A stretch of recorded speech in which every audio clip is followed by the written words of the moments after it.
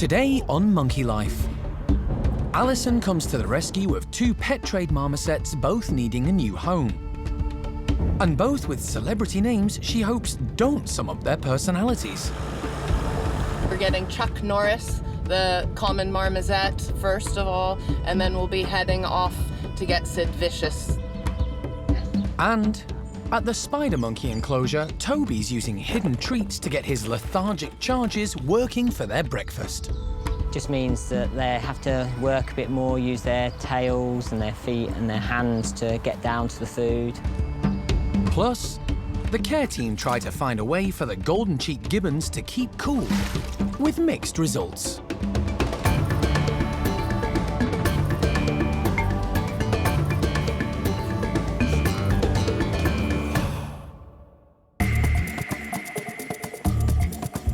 Monkey World in Dorset, buried deep in the English countryside, is the largest sanctuary of its kind on the planet. The team, led by Dr. Alison, rescue and rehabilitate abused and unwanted primates from all over the world. I think this one's a little boy, and I think that one over there might be an older lady. The park provides a home for more than 250 monkeys and apes from 20 different species.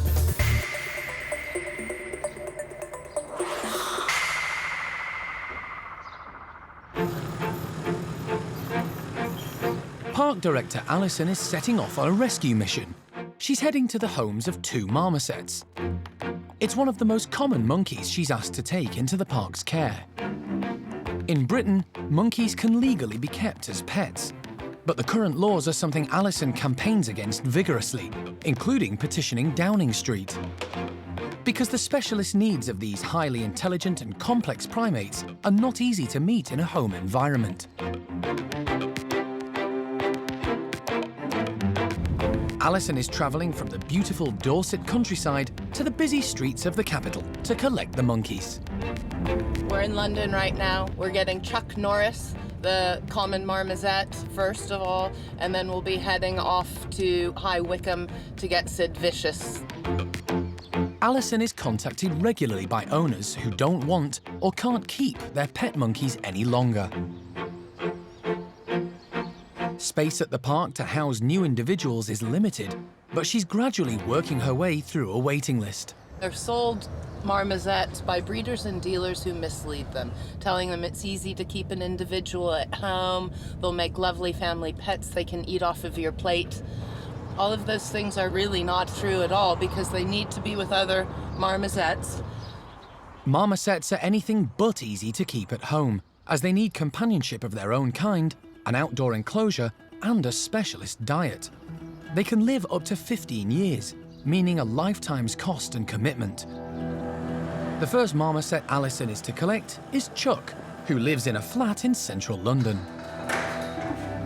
Hey, good morning. Good to see you. His owner, Casaria, has asked Alison to rehome him as she has to return to Georgia in Eastern Europe. Her husband bought Chuck for her from online breeders when he was just a couple of months old. Almost 3 years on, and she's taken care of him 24 hours a day, every day, ever since. I was like a stay-at-home mum, 24/7 for him. He was raised by humans from the day he was born. He did see a marmoset once at the vet. Oh, okay. But he didn't react at all, so I'm not sure whether he noticed him or not, but he didn't have any reaction at all. It seems Chuck may not recognize his own kind, so he's going to have to learn how to be a marmoset from scratch, something Casaria is keen for him to do. They do not want human connection. He needs so many things that human beings physically cannot provide. There's nothing you can do to make him feel as good as he would in the wild. We're just gonna let him out. He's got his own traveling box. Hey, you. And I will get a few mealworms. Hey, little man. Good boy. Yeah. It's time for Chuck to leave the only life he's ever known. But he's easily persuaded into the box and, unconcerned, tucks into a grape. I will send you reports, photographs. Tomorrow he will meet all of the others, and tonight he will be in the same room and be able to see and be alongside of all of the others, so he knows he won't be on his own, to make sure that he's happy. Okay. How he goes. Thank you very much. Handle this myself. But you stay in touch and we will see you soon, very soon. Okay. Okay. Bye. You'll see her soon. It's hasta la vista.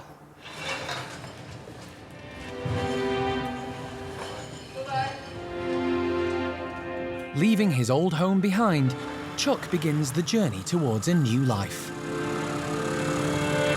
One down, one to go. Marmosets today, so Chuck's in the box in the back of the car, seems to be doing really well. I'm quite surprised, he's very silent. Usually at this point when we've got a marmoset in the box and in the car, you hear little whistles and chirps and things, but he's pretty quiet, so, but all good. He's had a fair bit of breakfast, so hopefully he doesn't get car sick, because we're now off to High Wycombe to collect Sid Vicious.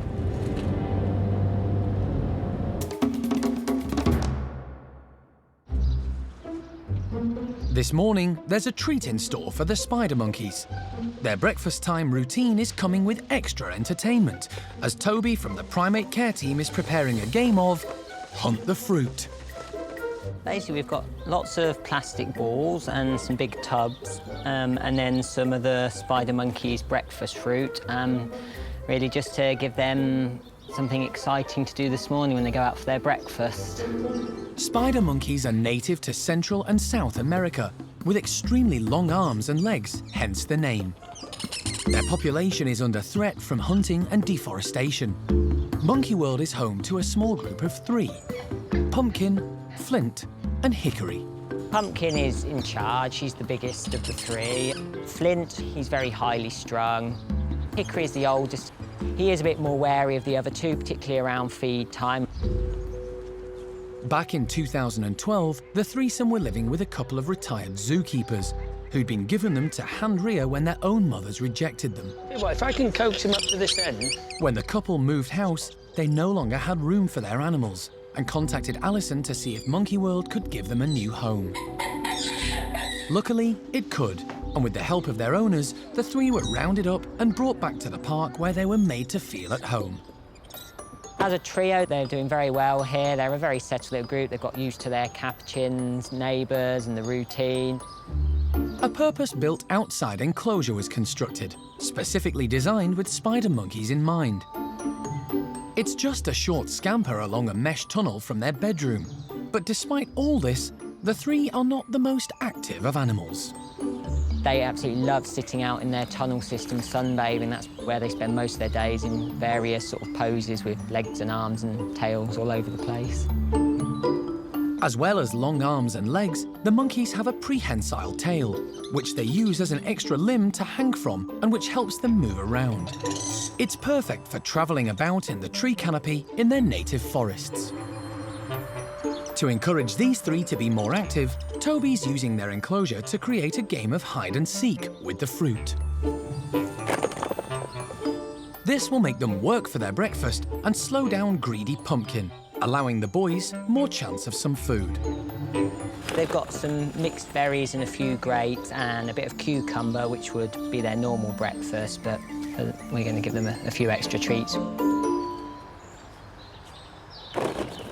The buckets are spread around the enclosure, some placed high up to encourage climbing, and others swinging from branches.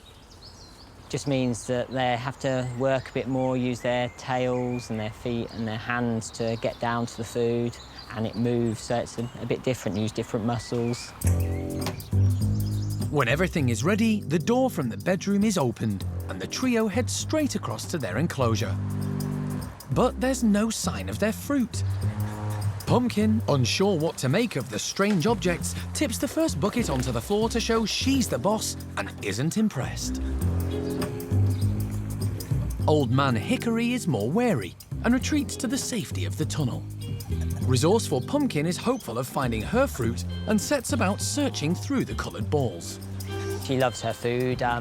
It's the one time of day when she moves very quickly, and that's one of the reasons we try and hide the food and make it more difficult, otherwise she'll just sort of stuff it all down. Flint is tucking in too. Realising he's missing out, Hickory overcomes his fear and returns to the enclosure. Pushy Pumpkin muscles in on Flint's find. He leaves to look for another bucket so he can eat in peace. Eventually, Hickory's tempted to have a look too, and soon gets the hang of it. It's great to see Hickory getting involved, the other two. Normally he hangs back at food time. He was throwing buckets around and balls and attacking the balls. We've had lots and lots of happy sounds and playful sounds, and we've also had some threatening sounds. Hickory has been telling us off for not paying him the full attention he feels he deserves. They seem to have thoroughly enjoyed themselves, and I'm sure they'll keep going back throughout the day just to see if they can find anything else, and it's definitely something we will try again with them.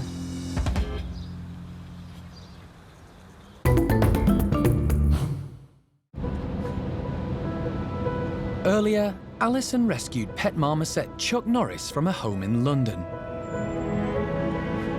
Now she's travelled 32 miles north to High Wycombe to collect a second pint-sized primate and meet his owner, Jackie. What I'll do is leave Chuck in the car with Alan, keeping an eye on him so he's nice and safe, just so we don't have to carry him into Sid's territory. This is the house of Sid, so we'll just knock on the door and see if Jackie's in. Spoke to her many times because Sid's been on our waiting list for months and months, and Jackie's been caring for him. So she's been waiting for this day for a while. Common marmoset Sid is another victim of the British pet trade. Countless primates are being kept as pets in the UK. Yeah, really nice to meet you. Many suffer from a lack of social interaction, poor diets, and inadequate housing. Sid's owner Jackie is aware of the problems. My son acquired him in about January this year. I was absolutely devastated when my son brought him home because the first thing I said to him, it's cruel. He shouldn't be kept in a little cage like that. It's just not fair on the animal. In the wild, marmosets live in extended family groups with around 9 members. So to thrive, Sid needs to live with others of his own kind. He's calling out for other primates, so, you know, he needs other company of other human beings. We're not a substitute for a monkey. Alison has noticed there's something wrong with Sid. Well, he is a bit of a funny shape. You know that he's got pretty bad rickets. Has he? He's got really bad. Those arms should not be shaped like that as well. And he has his vitamin D. Yeah, well, 3 times a day I got it from America. He clearly didn't get it as a youngster. The rickets, when it's actually happening to them, is quite a painful thing when the bones are bending, but then they fuse and they become solid. So he'll be left with sort of bowed bones, but they go solid then, and then it doesn't hurt or anything. Okay. So he'll just be a funny little shape. Rickets is a condition that affects many pet trade marmosets. They don't get enough vitamin D3 from sunlight, especially when they're kept indoors, so their diets need to be supplemented. Jackie has done her best to care for Sid in the short time she's had him, but it's time for him to take his first step towards a more natural, new life. Did you see what's inside? We've got quite a few things inside, little man. He loves his blanket. It's quite a big one. He goes easily into the travel box. Oh, he's checking it out. It's new. It's nice in there, too. It's nice in there. Settled and calm, Sid joins Chuck in the back of the car. Thanks for looking after him so well. Pleasure. Okay, you come down to the park soon. Nice to meet all of you. Thank you. Bye-bye. It's an emotional goodbye for Jackie. As Alison, Sid and Chuck set off on the drive back to the park. Really happy so far. Just have to hope that everything goes as well when we try and introduce them to others of their own kind. That's the more scary part.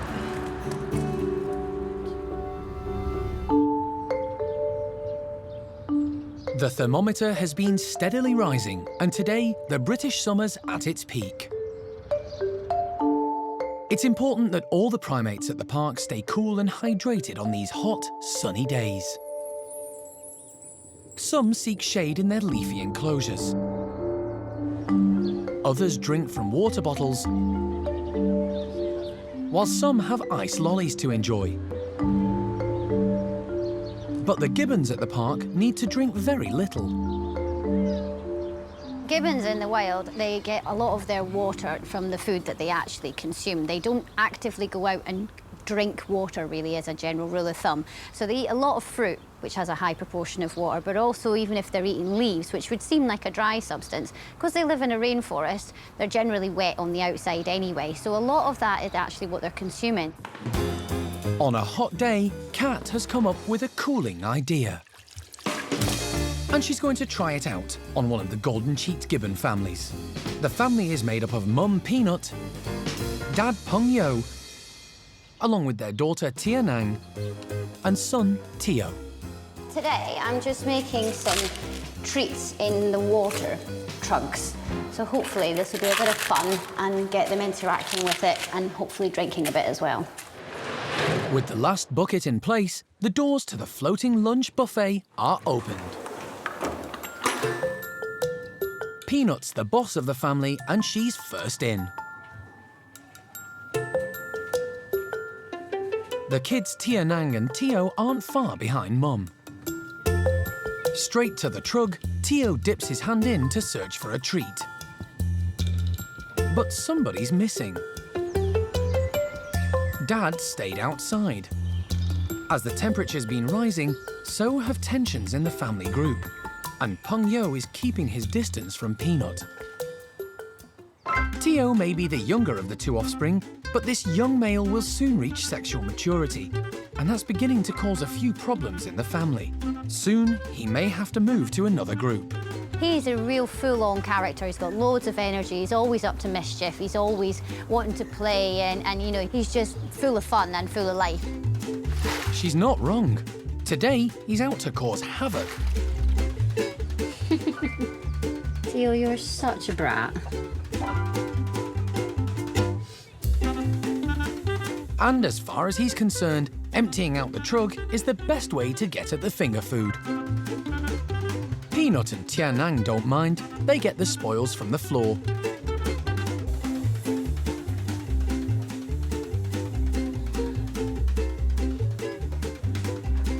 Tio thinks he could avoid the water by tipping over the tub trugs, but that's not the case. The food might be easier to get at now, but with the water all over the floor, the gibbons are still getting wet and cooled down. Hasn't gone exactly according to plan. Tio tipped over every one of the trugs, so the other guys are actually just picking the food up from the wet floor. So everybody's got wet feet. And everybody has eaten wet lettuce, but perhaps has not got as wet as I would have liked them to. So we're just going to have to adapt it slightly for the next time. But the trio, minus Dad, who still hasn't put in an appearance, have enjoyed their lunch. And they disappear back outside, leaving Kat with the clearing up.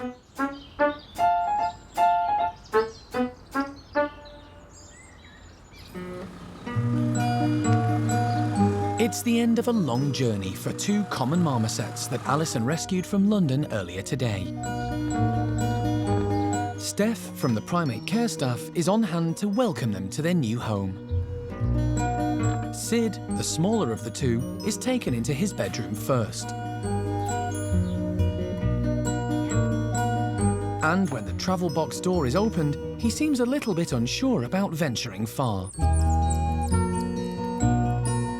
But before long, the inquisitive marmoset starts to explore his new space and takes a good look across the corridor to the rest of the complex, which is home to two other marmosets. With Sid settling in, across the corridor, it's Chuck's turn to go into his new bedroom too. This one might be more of a high-speed exit. He might be. I expect.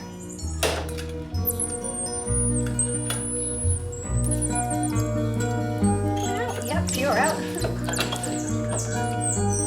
Sid and Chuck are in opposite rooms, so the newcomers can see and communicate with each other. Something new for both of them. and Sid back to the park, into their bedrooms, and they're doing really well, I'm pleased. And Chuck Norris over here seems bomb-proof. He's been eating some food and seems happy, confident, bouncing around. More is known about Chuck's background as he's been with the same owner since a baby. He was well looked after and is a confident and happy individual. Sid, on the other hand, had been passed from pillar to post before ending up with his last owners, and he's bearing the scars of a difficult past. I couldn't really get a feel for how bad he was crippled because he was only on that sofa.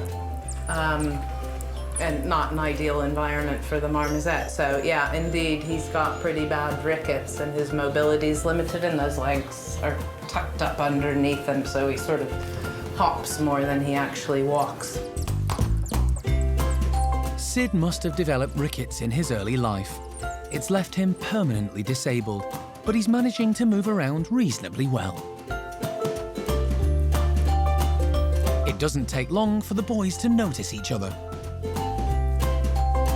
So Chuck is doing a series of quite high-pitched contact calls. He's aware that other marmosets are around.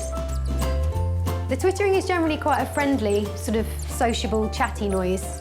They'll be sort of taking each other's measure and sussing out where everybody is, and sort of little contact calls are nice. So fingers crossed that everybody's going to be prepared to get along. It bodes well that the boys are chatting, and for the rest of the day and overnight, they'll stay in their own bedrooms so they can continue to settle in.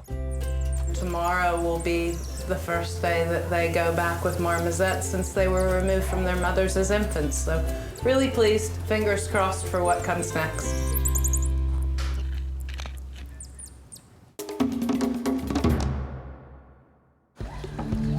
Next time on Monkey Life.